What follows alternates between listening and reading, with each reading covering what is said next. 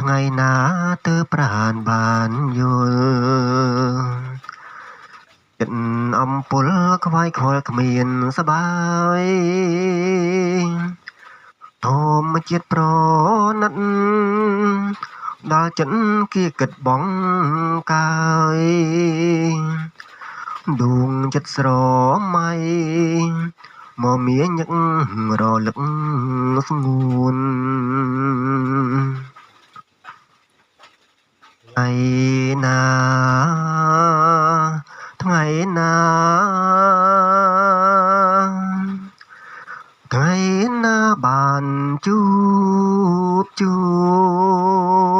នបានថ្នមរូបអូ